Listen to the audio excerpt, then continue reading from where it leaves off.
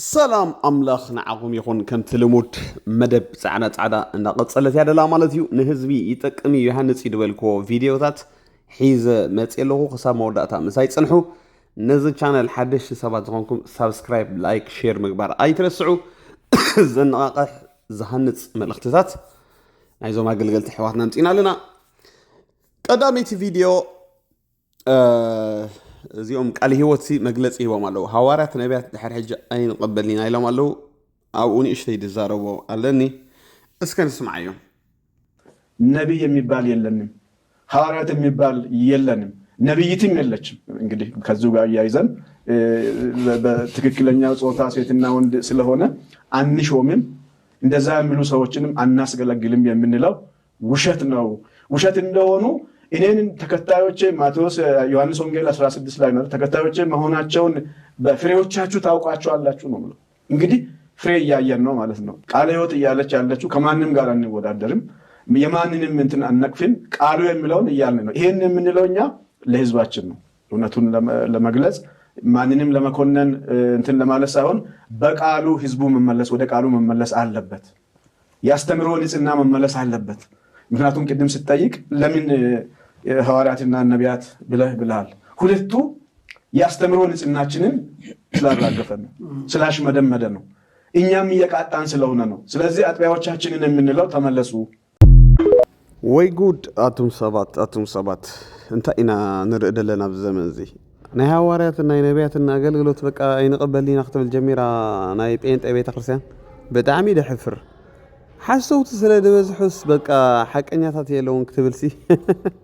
بدامي دحفر بقى زي ودقتي ترى ديقمني ري خلق الشيطان كم زغيري نبي تخرسان حمس مزبلا فيك نبياتن حوارياتن مشيئتو شعو بقى نتهم اوريجينال كي يتقبل قبرك مالتي نا ايتوبيا بيت تخرسان كاب ساعه سوهم يا خوينا قبر حيلي يدقبر ناي شيطاني يبلو تنبيت مصي ناي شيطاني ونقولهم حسوتي لمهم ابز ግን እንታይ ይደድልይ هدي إلكا منيني أملاخ سب منيني شيطان سي عين تخان دحر تخفيت الكاس كنت دناقرا يتخليها ترى يعني أنا حجي ماني محسوتي ماني محقني طب غير يدفلطو سلازي زيوم كاس عبيتني أملاخ سبات تويلنس بك غمزات ريوم دولهم غمزاني أورثودوكس كيرو ما مالتي بك نحنا بباستر تراينا نقلقل تني هوارينا يني بتسقى ياخلنا يلوم بزغنا بيت خرسان إيرتراون صباح نقو كتكفتيا نبياتنا هوارياتن كتوسيوم دحر عين قبلنا قلقل خيتولو نقركم على قديمنا حسوتن حقنياتن كم زلو بيت ክርስቲያን ክትምህር ኣለዋ ነቲኦም ካብ ስርዓት ድወፁ ደይከውን ምልምማድ ድገብሩ ነቢያት ትገንሖም ተወዲያ ነቶም ሓቀኛታት ተተባብዖም ኣብ ኢትዮጵያ ሕጂ ከም በዓል ኣወራት ኣምራት ተርቀ ነቢ መሰረታይ ነቢ ዘካርያስ ዝበሃል ኣሎ ብዙሓት ኣለዉ ናይ እግዚአብሔር ሰባት ኣምላኽ በሓይሊ ዝጥቀመሎም ተረዲኹምኒ يس ايو تشوف اغمانو في ايام الله يتقموا لي حدا غزي يغاغز سلا دخونه ينبر سلازن تايو اغلغلتسي ملاخ فصومان ايكونو كغاغي يخوليم تنبيت ولا ونك صحتو خوليم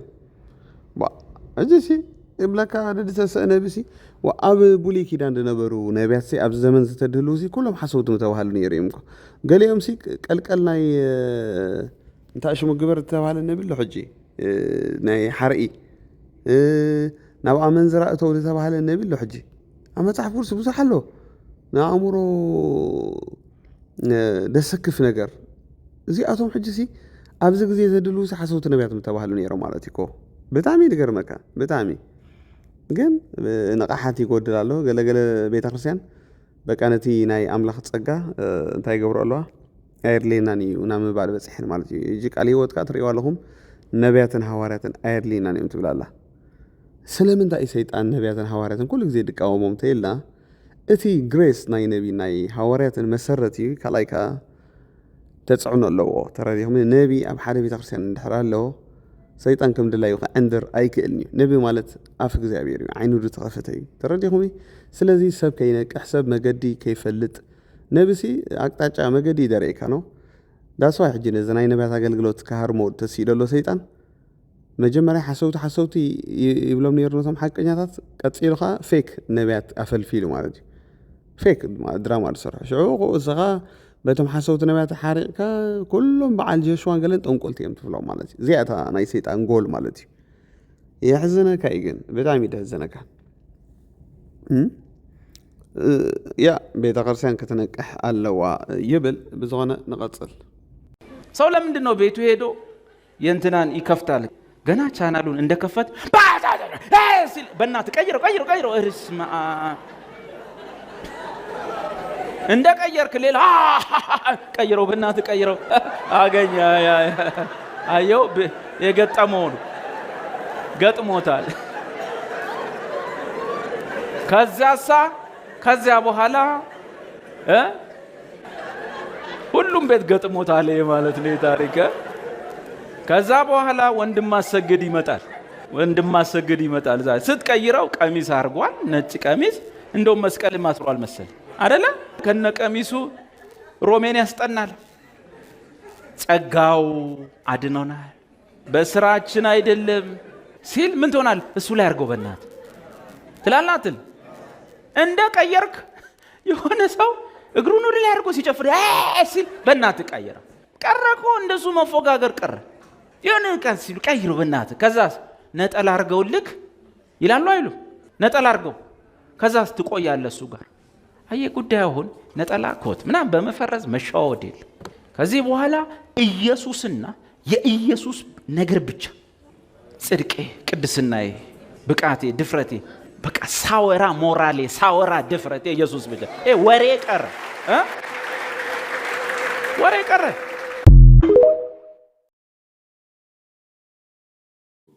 መዳን ሆኖላችኋል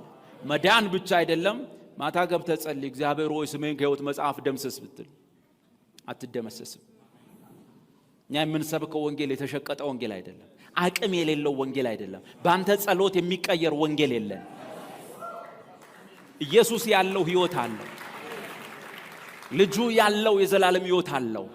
እንድንድን እንጂ እንድንጠፋ አልሞተም ምን አይነት ወንጌል ነው ሰው እውነተኛ እግዚአብሔር ልጅ ሲደክም ይጠፋል ማለት የዳነው ምን አይነት ሰው ነው ጳውሎስ እንደ አሁን እኮ እንሻላለን ምንም ብንደክም አሁን እንሻላለን ጳውሎስ ሮሜ 5 ላይ ገና በበደላችን እዛ ሙታን እያለን በልጁ ሞት የታረቀን ከታረቀንም በኋላማ እንዴት ደግሞ በሕይወቱ አንድን ባይታረቀን የሚቀለው እዛ ጋር ነበር ባይታረቀን የሚቀለው ልጁን እየጠላን ሳለ ስሙን እየጠላን ሳለ ብርሃን እየጠላን ሳለ ያኔ ሊያጠፋን የሚችል ጌታ ነው ያዳነን ከወለደን በኋላ ዘሩን ካካፈለ በኋላ እግዚአብሔር ዘሩን የሚበላ አይደለም እግዚአብሔር አይሸቀጥም ወንጌል አይቀየርም ወንጌል አይለወጥም ያበበ ትምህርት የማሞት አሁን እንጫጫሉ ሰሞኑ ካልቪን አርሚን እና የሚሉት የፈረንጅ ማስ ይጠሩልህ ይላሉ ፈረንጅ አይደለም መዳን ካይሁድ ነው አሜን ዳዊት ፋሲል በጣም እንደ ፎቶ ግን አብዚ ናይ ካሪዝማቲክ ማለት አብዚ ናይ መንፈስ ቅዱስ መንቀሳቀስ ገለ ኦሮብ ታይሲ ከምዚ ክስታይ ኮይኒ ስማዓኒ ማለት ሲ ደጋገ ገለ ኮይኒ ስማዓኒ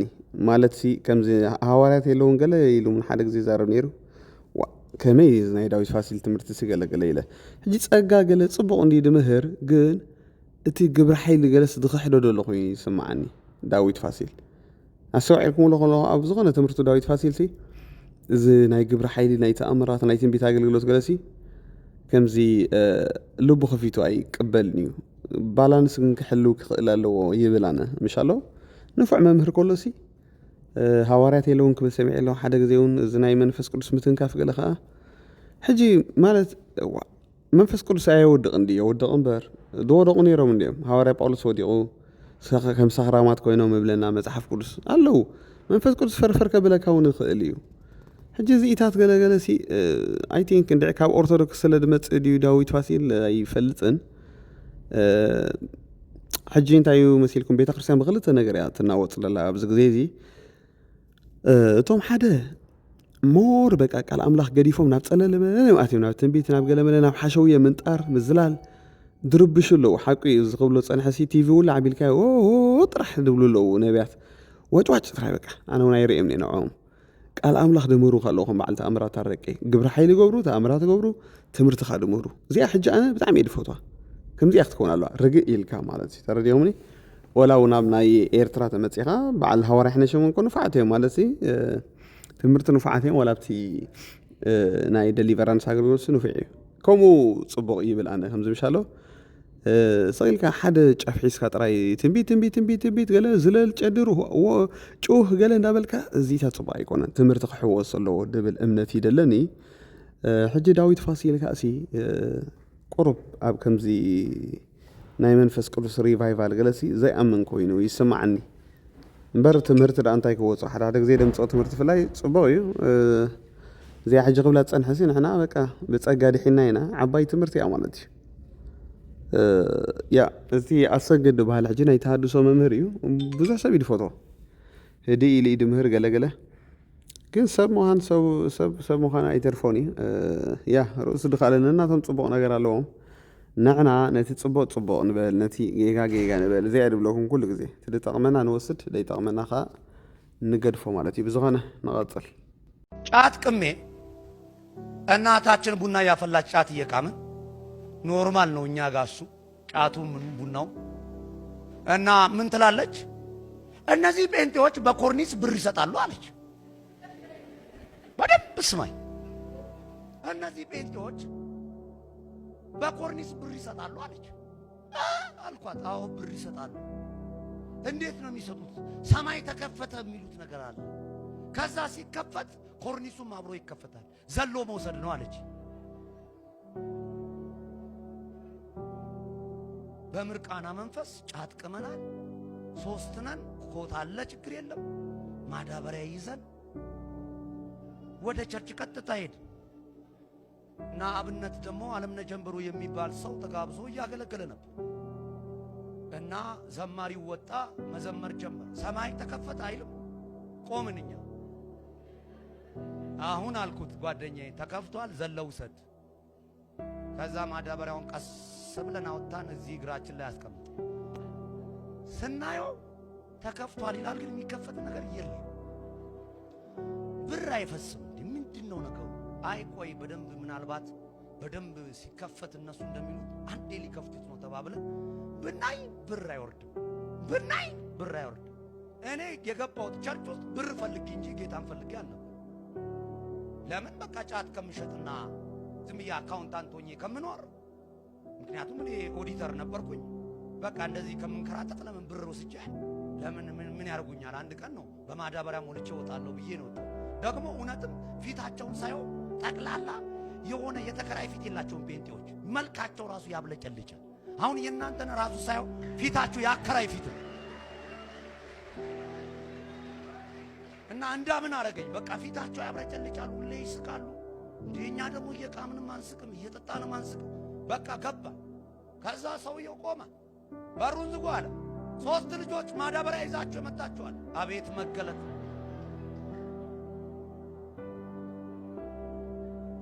ብር ፈልጋችሁን የመጣችሁት አለ ተነግሮት ነው አንወጣም ተባባለ ማንም ሰው እንዳይወጣ በሩን ዝጉ አለ አንዱ እንደውም አካውንታንት ነህ ጫት ቤትም አለ ምልክት ይሆንልህ ዘንድ የተወለድከው መርካቶ ነው አሁን እየኖርከው ያለው ሞላ ማሩ አካባቢ እንደውም ማርሊ የሚባል ጫት ቤት አለ ውጣ አለ አልወጣም መንፈስ ቅዱስ እንዴት ድንቅ ነው አንወጣም ያለውን ሰዎች እንዴት እየተንከባለልን ከፊት እንደመጣን አላውቅም ብር እቀበላለሁ ብዬ ጌታን ተቀበል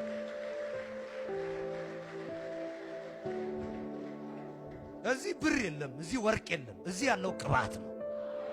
እዚህ ያለው ሰማይ ነው we are ambassador of Christ እኛ የሰማይ አምባሳደሮች ነን እንጂ የሆነ ቪዛ የሚመጣበት የሆነ ጉዳይ አስፈጻሚ አይደለም እግዚአብሔር ያንተ መልእክት አለኝ ለቅባት ከፈለከው ለሰማይ ከፈለከው ይገኝልሃል ይዘው ትሄዳለህ የሆነ ሰው የቅባት ይዞት ይሄድ የመገለጥ ቅባት ያገኘህ ሞገስ በላይ ላይ ይውደቅ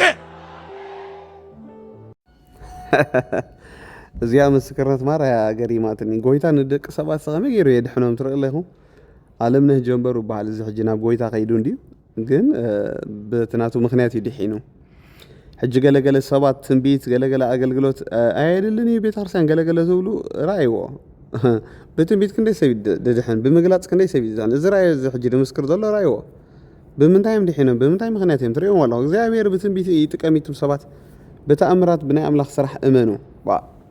زي أدبلكم أنا بصحة سوات اللو بك أنا زناي تنبي تاجل لو تنزناي فوس جله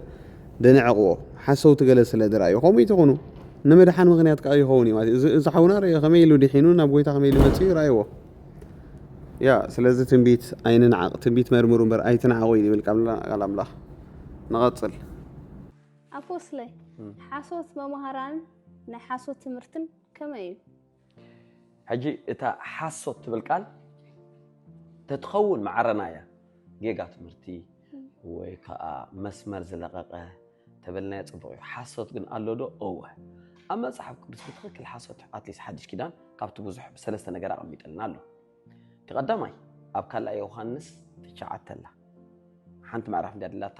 ካብ ተጫዓተ 17 ተሪናዮ ናባኹም ዝመጽ ክርስቶስ ዘይምህረኩ ክርስቶስ ካዲ ሰብከልኩም ተኾነ ወይ ምህረ ክርስቶስ ዘይሓዘ ነዚ ታይልወሎ ጎቦ ዝዘብል ነሰብ ዚሉ አይተቀበልዎ ሰላም አይትበልዎ ስበለ the one who cooperate or collaborate ምስትናቶም አግሎ ደሐብር ኣብቲ ትምርቶም አይኮነን ኣብቲ እከይ ተግባሮም ያትብል ነስ ትምርት ታይልዎ እከይ ተግባር እዚ የመጀመሪያ ትምርቲ እዚ ሓሶት ንብሎ እዞም ቀዳማይ ዮሐንስ ካላ ዮሐንስ ሳልሳይ ዮሐንስ ተጻሕፈሉ ኖስቲክ ወይ ካኖስቲዝም ዝበሃሉ ትምርታት ኣብታ መጽሓፍ ቅዱስ የንበር ኣብ ዓለምና ብዙሕ ናይ ሰተ ትምርቲ እዩ ዘሎ ኣብ ኣዘላኻ ካብቲ ብዙሕ ሰለስተ ይኽዛረብ እዚኣቶም እንታይ እዮም ድብሉ ብመንፈስ ይመጽዩ ብስጋ ኣይኮነ ክርስቶስ ቀዳማይ ትምርቶም ካልኣይካ ብስጋ ዝግበር ሓጢኣት ድሌት ካግበር ዋላ ሓንቲ መንፈስካ ስለ ተቐደሰ ሳልሳይ ዝብልዎ ከዓ ንሳታቶም ተግባርሲ ኣድላይ ይኮነን ህይወት ረኺብካ ኢኻ ተግባር ነዚ እዩ ሐዋርያ ዮሐንስ በቃልን በተግባርን ንፋቀር እምበር ርእስና አይነታልል ንሐውዘ ይፍቀር እንዳበለ ዛዕባ ጸልማት ደሎ ብርሃን ደሎ እንዳበለ ዛረብ ማለት እዚኦም እቲ ካልኣይ ዓይነት ትምህርቲ ኣብ ማቴዎስ 23 ብሙሉኡ ደሎ ክርስቶስ ኢየሱስ ፈሪሳውያን እዚኦም ከዓ 39 መጽሓፍቲ እዚኦም ነው ስለዚ ኣብዞም ብሉይ ኪዳን 39 ፈሪሳዊ ማለት ማለት ሓደ ሰብኣይ ፈሪዚ ይባሃል ሰብኣይ መስራት እዩ ሰዓብቲ ከዓ ፈሪሳውያን ይባሃሉ እንታዮም ተፈለዩ ማለት እዩ ምሽ ቅድስና ተፈለኻ ማለት እዩ እዚኦም ግን እንታይ 39 መጽሓፍቲ ንግባር ተፈለዩ እዚኦም ምድሓን ብተግባር እዩ ዝብሉ ሰብ ገላትያ ሰሊኾም ዳኣተው ማለት ብግብሪ ምድሓን ትብሉ እዚኦም ኣብ ከባቢና ተፋለ ቤተ እምነት ብዙሓት እዮም ቶም ሳልሳይ ዓይነት ትምህርቲ ቀዳማይ ቆሮንቶስ 15 ኣቐሚጦም ዘሎ ትንሳኤ ሙታን የልቦን ዝብሉ እዮም ትንሳኤ ሙታን የልቦን ዝብሉ እዮም እዚኦም ከዓ ጠቕላላ ናበይኦም ከይዶም ናብቲ ትንሳኤ ክርስቶስ እውን ኣይተኣምኑን ለኹም ዳበለ ድበድሆም እዚኣቶም ኣብ መጽሓፍ ቅዱስ ዘለዉ ኮይኖም ስፍሕ ዝበለ መልእኽትታት ድሕልፍ እዮም ሕጂ ኣብዚ ክርዲኦ ዝግባአና ኣብ ሓድሽ ኪዳን ካልእ ስሕተት ትምህርቲ የለን ዲቴልና እወ ገለገሊኡ ግን መጽሓፍ ቅዱስ ምሳሌ ኣብ ፊልጵ 3:15 ረደለው ረእዩ ስሕተት ትምህርቲ ደይኮነኡ ጌታይ ደኣ ካብታ ኣነ ዝምህሮስ ውፅእ ዝበለ ኢሉ ኣብ ሐዋርያ ጳውሎስ ኣብ ግብረ ሐዋርያት 16 ማሕበር መስሪትዎ ቤት ማእሰርቲ ምስኣተወ ካብ ካልኣይ መፅን ገርመክ ያወጓለ ካብቶም ደቁ ፍሉይ ትምህርቲ ሒዞም እንታይ ኢልዎም ካብታ ኣነ ዝምህሮ ትምህርቲ ፍሉይ ትምህርቲ ዝመሃሩ ዘበለ ኢል እንታይ ክብል ኣምላኽ ግለጸሎም ጥራይ ኢሉ ነዚኣ ከም ሓሊፍዋ ኣብ ሮሚ 15 ግን ኣብቲ መጨረሻ 25-26 ካብቲ ድመሃርናዮ ምህሮ ካልእ ዝምህሩ እንተለዉ ኢሉ ምልክት ገብሩሎም ምስ ተሰሎንቄ ዛሚዱ ምልክት ግበርሎም ኢልዎ ማለት ስለዚ ባህሪ ምብልሻው ትምህርቲ ምብልሻው ነንበይኒ ሓደ ስሕተት ትምህርትን ጌጋ ትምህርትን ነንበይኒ ጌጋ ትምህርቲ ማለት ከምቲ ዝግባእ ደይተማህረ ማለት እዩ እምበር ስሕተት ኣይኮነን ስሕተት እንድሕርልካ መንፈስ ኢኻ ፅውዕ ደለኻ እዚ ማለት ኣብ ነገስት ተሪእኽዮም ሓሶት ክንበዩ ካልእ መንፈስ ኣተዎም ምሽ ትብል ሕጂ ኣብ ዘበና ስሕተት ድበሃል ደሎ ግን እንታይ እዩ ካብቲ ናቶም ድሕር ወፂኻ ማለት ሕጂ ንኣብነት ኣብቲ ከይመፃና ናብዛ ጳውሎስ ዝበላ ኣብ ኢትዮጵያ ተሪእኺ እንታይ ኣሎ መሲልኪ ኢቫንጀሊካል ድበሃሉ ኣለዎ ኣባና እውን ኣለዉ ብትግርኛ እዞም ወንጌላውያን ሕብረት ኢሎም ፅውዑ ኣብ 4 መቕለልኪ ድገርምካ እዩ ገሊኣቶም ብቆልዓ እዩ ድጥመቕ ድብሉ ኣለዉ ማእከሎም ኣይ ብዓብዪ እምበር ዝብሉ ኣለዉ ገሊኣቶም ብመንፈስ ቅዱስ ምፅላይ ምምላእ መጀመርያ ዝተመላእናይ ቋንቋታት ንውሱናት ሰባት ይድብሉ ኣለዎም ኣይ ቋንቋታት ንኹሉ ሰብ ዝምልከቱ ድብሉ ኣብ ማእከሎም ኣለዉ ገሊኣቶም ሃዋርያት ቀደም ሓሊፎም እዮም ንየሱ ድራእይዎ ጥራዮም ሃዋርያት ድብሉ ገሊኦም ከዓ ሕጂ እውን ናይ ትንሳኤ ሃዋርያት ድበሃሉ ኣለዉ ኢሎም ዝኣምኑ ኣለዉ ገሊኣቶም ካብቶም ሕብረት የዛረበከ ደለኹ ሕጂ ጓል ኣንስተይቲ ፓስተር ትከውን ኣይኮንን ኣይትኽእልና ድብሉ ናይ ትኸውን እምበር ስለትፈልጦም እየ ኣብ ኢቫንጀሊካል ናይ ኢትዮጵያ ዋላ ኣባና እውን ናይ ወንጌላውያን እንታይ ዳሎ ሕብርዎም ዘሎ ብክርስቶስ ድሕጉሳካ እሱ እዩ ግን ነቶም ካልኦት ብክርስቶስ ዝኣምኑ ከይፅምብር ግን ኣብ በፅሕካ ሕጂ ንዝበልናዮ ናይ ትምህርቲ ፍሊልካዮ ነቶም ናይ ካልኦት ከዓ ስሕተት ኢልካዮ ማለት ሕጂ መሰረት ዘይሓደገ ተኮይኑ ሓደ ትምህርቲ ዘን ሰለስተ ብዓብይ መፅሓፍ ስሕተት ድብሎ ቀዳማይ ዮሐንስ 4 ፍቕዲ 5 ክዛረብ ከሎ ግሎሪ ቱ ጋድ እንታይ እዩ ዝብል ካብ ኣምላኽ ተወልደና ዓለም ስዕረላኻ እምነትና እዩ ስበለ ሓደ መንፈስ ይብላው ሓደ መንፈስ ሲሪየስ እዚኣ ኢየሱስ ክርስቶስ ብስጋ ከም ዝመፀ ዘይኣምን ዘበለ ካብ ኣምላኽ ኣይኮነን ብስጋ መፂት ኢሉን ካብ ኣምላኽ ይልክ ትባህሪ ተካይዳ ካብ ናብ ይፈላለዩ ስለዚ ከነትክረሉ ዝግባአና ስሕተት ትምህርቲ ኣይነን ጳውሎስ ግን ጸጋም ሰበኸ ተሰቂሉ ሞይቱ ተሲኡ ወዲኡ ክርስቶስ በለ ስታይሎሞ መስሓቲ ስታይሉ እንታይ ካኢሎም ዘዛሪቦም ባዕሎም ትርጉሞ ሮሜ 3:8 ጽቡቕ መታን ከመጻልካ ወላ ሕማቅ ግብር ኢሉ እዩ ዝምህር ኣይበሎንኩ ሕጂ ከምዚ ንሰምዖ ዘለና ሓላሊ ዘይብሉና እዮምኮ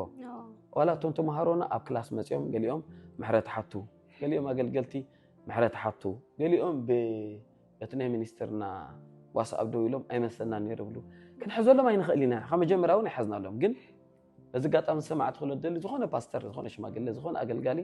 ስሕተት እዩ መስሓቲ ተይልኮ ኣይነታ ታስሕተት ካልእቲ ከዓ ከነራኽበኩም ንኽእል ኢና ብልዎ ኣለና ይርከቡና ብግልፂ ማለት እዩ ግን ኣብ ኣደባባይ ግበርዋ ግልፂ ስሕተት ድበሃል ካሊእ ስሕተት ገዲካ ገለገለ ከዓ ሃዋርያ ጳውሎስ ስሕተት ድበሎም ሕጂ ዕረይቲ እዮም ኮይኖም ደለዉ ሕጂ ተረአዮም ብቓል ኣምላኽ ከምቲ ፊልጵ 3:2 ቆራረፅቲኦም ኣዝዮም ስሕተት ተመምሃራን ግን ናይ ሕጊ መምሃራን እዮም መጥፋእቲ መዕነውቲ ቀተልቲ ኢልዎም ደሎ መሰረት ቆሎሲ 2:13-14-15 ከዓ ሰይጣን ነቲ ሕጊ እንዲጥቀመሉ ምሽ ሰይጣን እንዲጥቀመሎም ካልኣይ ቆሮንጦስ 3:6-9 ከዓ እዚኦም ናይ ሞት ኣገልገልቲ ናይ ሞት ኣገልገል ተሸኪምካ ንኻልእ ሓሳብ ክትብል ቬሪ ስለዚ ታይሉ ከመዮ ገሊኣቶም ዝብልና ምሽ ፍርዶም ግን ክፀርዋ የሚል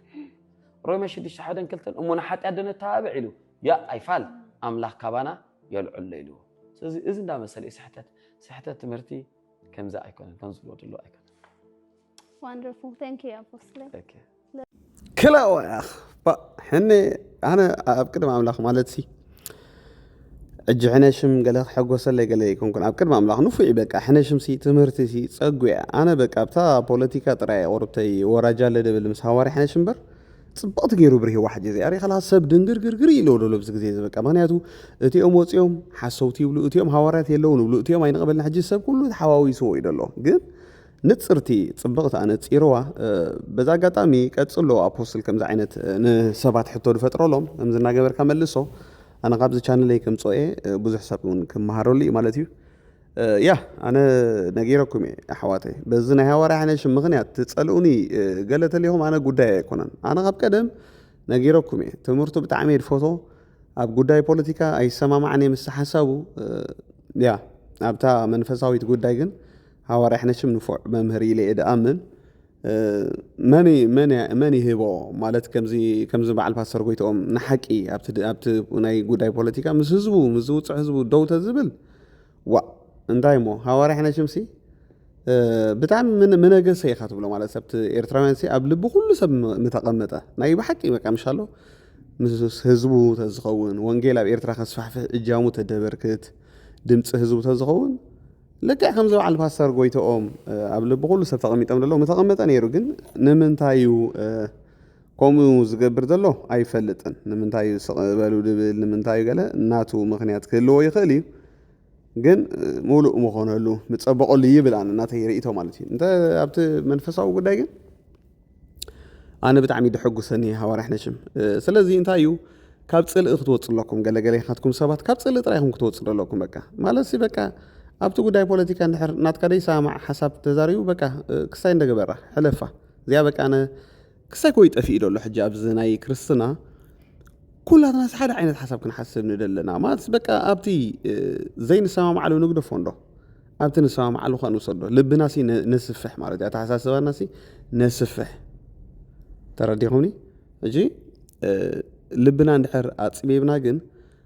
نسب بكا حدا خلطة جيجارينا ندخل نتصبق ولا ندمس مالتي تسبب زحسب سبوي كارنال كريستيان نيجاتيف سب كل جزيرة خيالها تندقق تجيجات هتدري تي عشان حد تصبق عيرني كم وجن عيني وخوني دبلنا كله تصبق نجار كأن رأي تنجي كذا تحجينا إحنا شم أقلقلوتي كاب زغول سي كلتا سلسلة متخاتنا أي بوليتيكا بوت رايك تصلوا لبخات عطوية بالكن بكا أبدا أنت جاي له دخاومين بكا نمن تاي خاوم يلو نعود ملكتيو السخاج أنت أبت تصبق تقولك سلالك ترى ديومني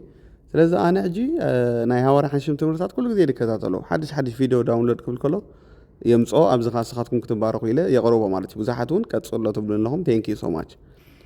الذي قدينا هاجرنا أملاخ حيزولو أملاخ مفتاحي يمصالة سلذي تصبقتي مبرهي هي بالله لو هوا راح نشوف نزيعة قويتا يعزيزي بارك بلو سلذي كم زنا قبرنا نخيت أبت جيجا نبل بدفرت ريق الله بتبعت كجاجي خلوها قلقلتي تجاجي لهم كنبل كنكل لنا بزيت أرف بزيت جالفها صبوق كسرح خلوها أجنع ترى ديهمني زي قبل دلي أبزي حوسوس دنجرجري لنا دلو الزمن كم زجيرهم فليلي أبيلهم دردو سحتت انتايو جيجان تايو زفلي لنا قلقلتي يدلينا يمو سلازك أتصلوا هوا رح نشوف زي بيرام الأخبارك نغطل حتيات اندحر تفصيمو اب هيوت سب تقداماي انتاي زخون فرحات كبلو فرحات حجي اذا دمص زي اسي ادم ناي مجمريا معلت دا نغورني شعوي تزاريبو املاح قامغن بلينا سمايت سناي እግዚአብሔር يوم مدرغنا ندق سبحبا مسبله مسحابون ادم كعي ختعيو مسحابون مدرغ حلوه مسحابو مدرغ ولول كل غزينا مصئ ادم يبلومو كابتي مشغورا غورغل اندحر صديح وصيلو نافت قاله لوم معلتي بسيقوم زمصئ وحج نزست يلو لومي بافراطس زورده ماي بزستينا انت عينت حيلي اندعمت بابت قدم واسبكو حاتياتيو استايغير ومبرتي عينت حيلي جنت ملو كحلو اب سماي زلو زبرخ حلو ام مدر زلو بحرتات عساتات كحلو نخلهم سم كوص انت عينت امرو انت عينت حيلي حاتيات كنتري ودلخم كابزي وديقنا مليسو اذ كل حيلي زنبرخ ام 120 ون املاخ اذا سبزي خغودلالو تحك بلا يكونكن مالسي شح عمد كأمليسو غيرلو شح عمد كأخذ صممو نسب ورتك زحسبوس انت يلو كفو زلاز غونس شح عمد نحدث بكرخلو كفو خابزري نو قرص الله قع 900 عمد سي بحنساو قعد بلوكم كتب هابيلون 9 عمد دي عرف 900 عمد كابز عمد نا 120 عمد زي انك امليسن كاخسا خوينا إذا سبزي ورتك زحسبو زبله هجي خا بلا 7-8 دي بلا داويت كما تقال عندي قينا 7-8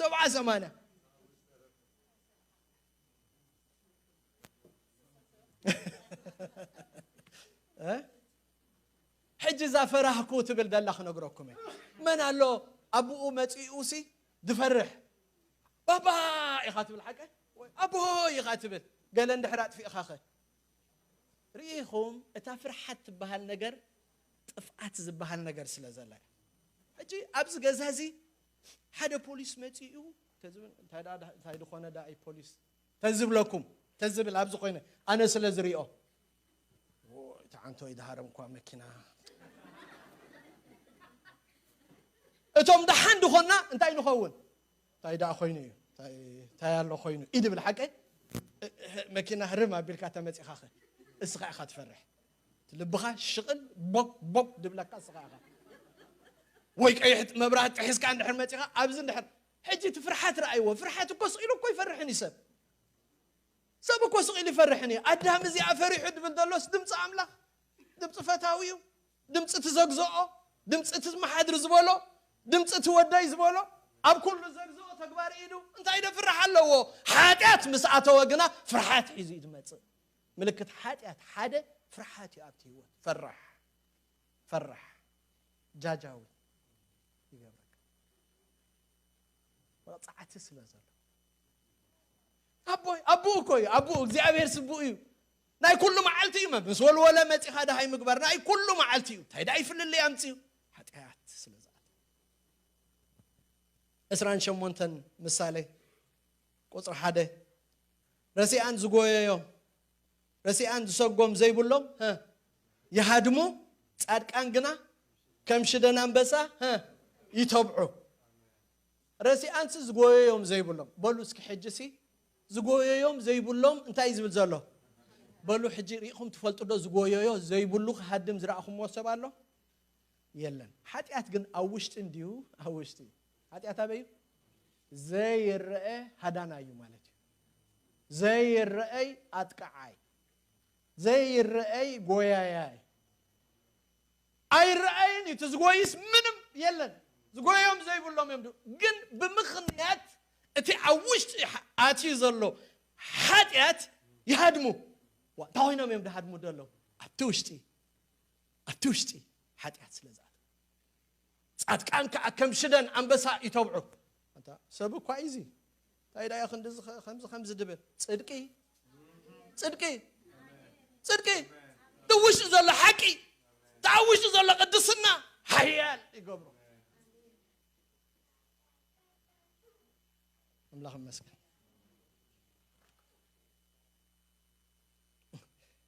ዳዊት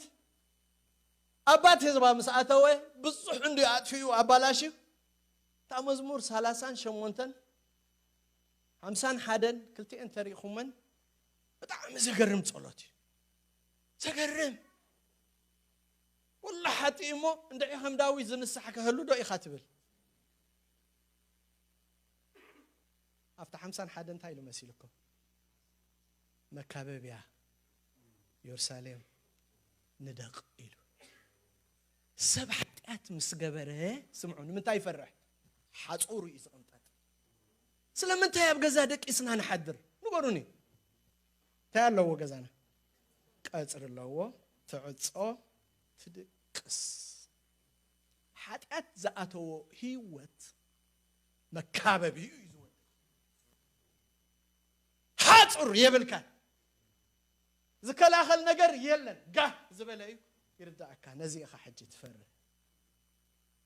ብዘይ ከልካሊ ብዘይ ዝዓግተልካ ነገር አባዶ ነገር ከም ዘለኻ ይዝርዳእካ ነዚ ኢኻ ሕጂ ፈራህ ትኸው ዳዊት ንደቃ ፍርሃት ክድሕን ድሕር ዳ ኮይነ መካበቢያ ንደቃ ንደቅ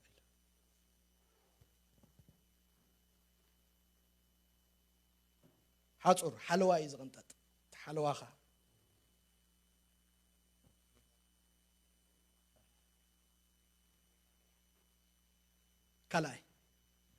ካልኣይ ምልክት ጥራይ ኢሉ ሓፍረት ኃጢአት ሓፋር ይገብር ትብዓት ይኸልል ሮሜ 3:23 ክርኢ ከለና ኩሎም ሓጢኦም ምስ በለስ ቀፂሉ እንታይ ዝብል ክብሪ አምላኽ ሲኢኖም ይድብል ናይ ሰብ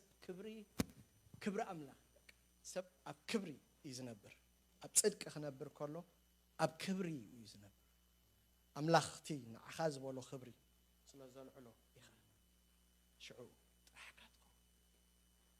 ጥሩሕ ዝኾነ ሰብ ከዓ ይሓፍር ፓስተር ጎይትሽ አምላኽ ባርኮ ሪኻ ለኻ ኃጢአት ፍርሓት ይደምጽ ኢልካ ሓቂ እዩ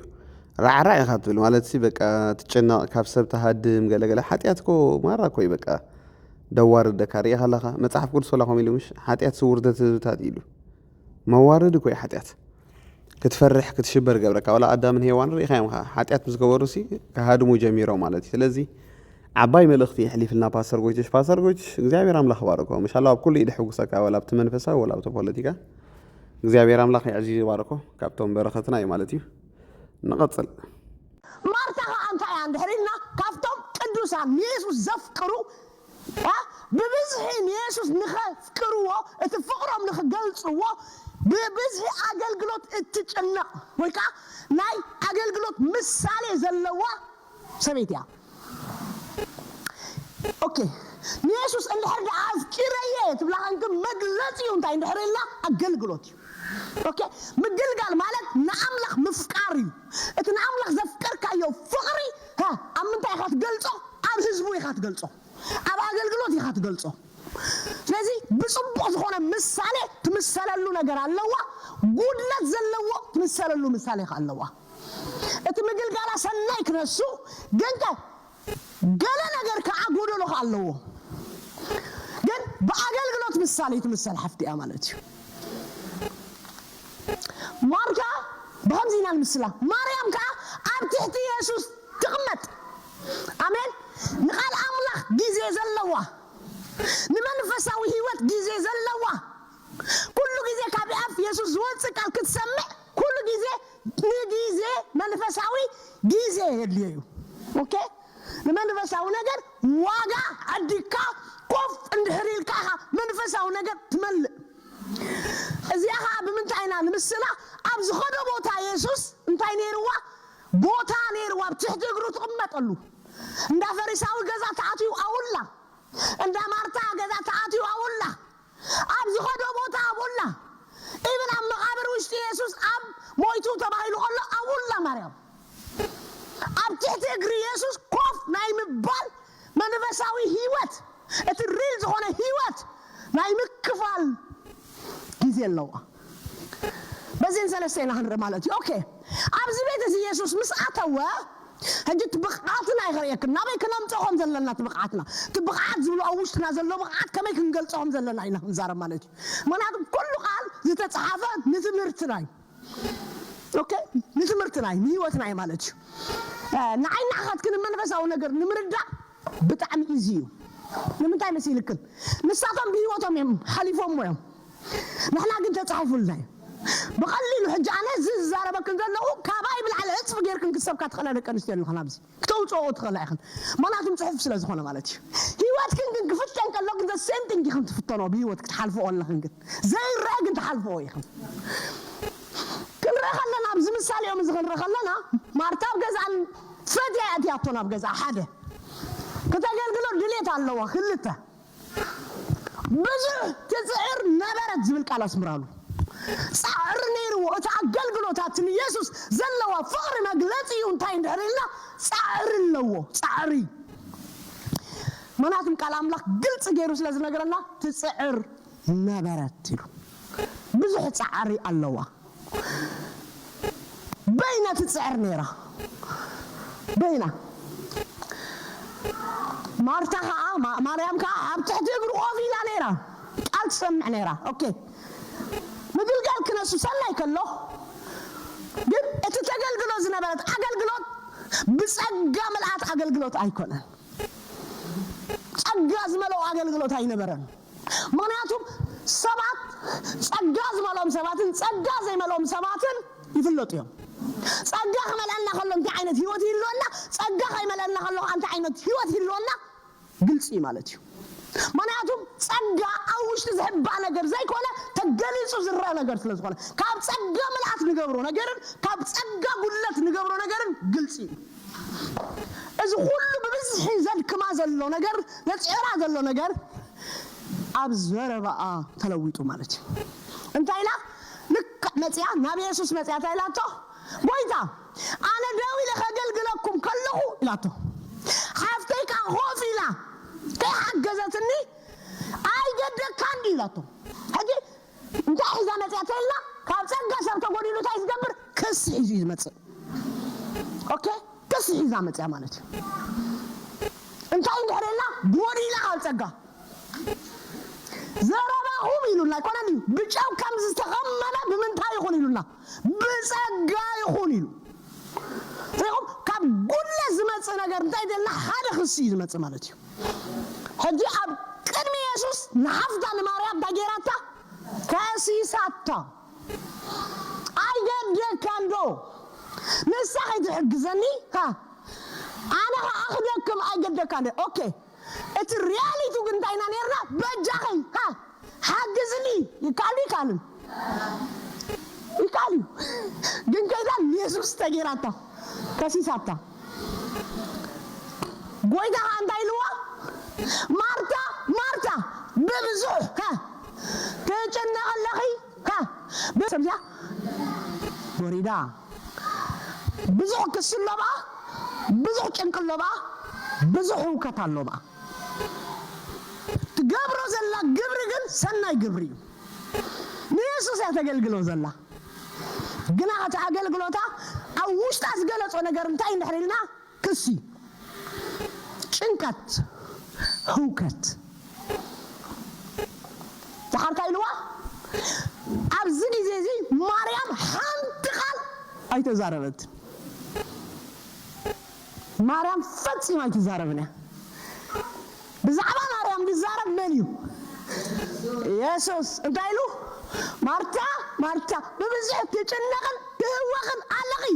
ትዘልሊ ግን ሓደ ነገር ጥራዩ ኣብዚ ሰዓት እዚ ማለት እዩ እዚ ጊዜ እዚ ናይ ቃል ጊዜ እዩ እዚ ጊዜ እዚ ኾፍ ኢልካ ቃል ኣምላኽ ትሰምዐሉ ጊዜ እዩ ማርያም ሓርያቶላ ኢልዋ ካባኻ እንታይ ገብርኒ ብቕዓትክን ምርጫኽን እቲ ብቕዓት ዝብለና ዘሎ ውሽጢ ብቕዓት ገይሩ ፈጢሩና ከሎ ብቕዓትክን ክዓብ ተኽእል እዩ ብቕዓትክን ክገልፆ ክእል እዩ እንታይ ተልና ምርጫኽን እዚኣ ካብቶም በረኸትና ነቢት መርከብያ ትበሃል ኣነ ክፈትዋ ማለት እየ ብጣዕሚ ዓባይ መልእኽቲ እያ የሕሊፋ ተኸታተልዋ ኣብ ዩቲዩብ ነቢት መርከብ ኢልኩም ብጣዕሚ ብጣዕሚ ንፍዕት እያ በቃ ደቂ ኣንስትዮ ብፍላይ ፅቡቅ ጌራ ስነ ስርዓት ተትሕዘን ነዘን ፌሚኒስት ዶ ሰብኡት ኣይንእዘዝና ገለ ድብላ ማራ እየ ድፈትዋ ነዚኣ ነቢት መርከብ ስለዚ ዓብ መልእኽቲ እያ ከተሕልፍ ፀኒሓ ኣብ ትሕቲ ጎይታ ምዃን ሕሸና በቃ ያ ማለት ሲ ዝሕሻ መሪፅ ኣብለና ማርያም ያ ዝሕሸና ንምረፅ ክብል ፈቱ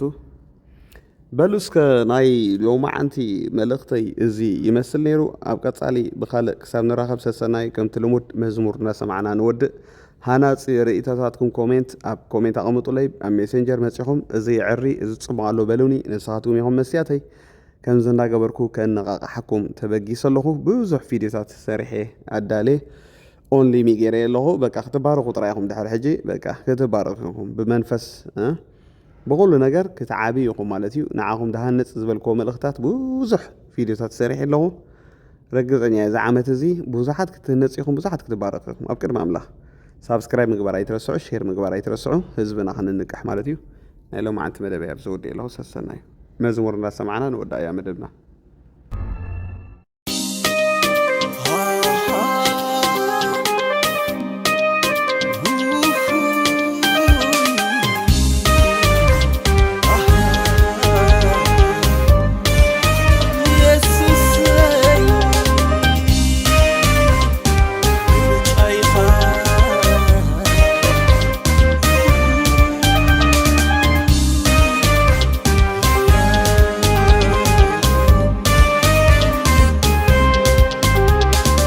ኢየሱስ የፍቅርካዬ አባኸሞ ናበይ ክኸይድ ጎይታ ኢየሱስ የፍቅርካዬ አባኸሞ ናበይ ክኸይድ ካባኻ ተፈሊ ኣነሳይ ነብሬ ካባኻ ተፈሊ ኣነሳይ ክኖሬ أنا ساينبرني برجايخا كابتي زريو برجايخا كابتي زحسبو برجايخا كابتي زسمعو يسوس يسوس مسخاي دارت أنا يسوس يسوس نزل على كسعبك هاي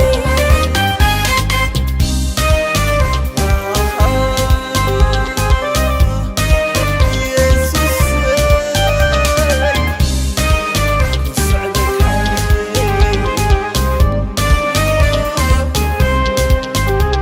ويتا يسوس يفكرك هاي أبا خمو نعبيك خيدي ويتا يسوس يفكرك أبا خمو نعبيك خيدي فعيميوي أبا خاتفلي سبقاي رغبون يسيري يريري سبقاي رغبون في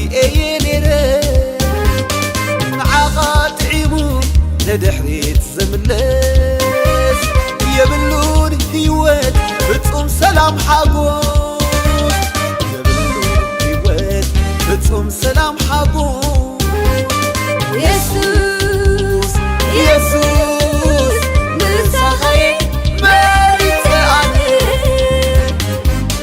يسوس يسوس نزل عليك كسعبك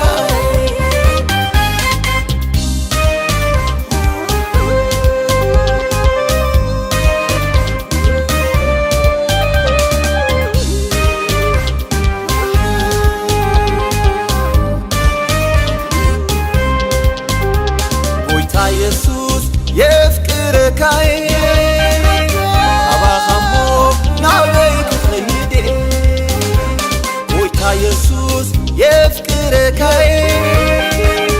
أبا خمو نعليك خيدي أنا زي كلو حاد نقريو قبل ونتك وثيقا من باريو قبل ونتك وثيقا من باريو بساقا كوينة مكران تمتسي انتاي كي كوني معاها حيزي انتاي كي كوني معاها آمينة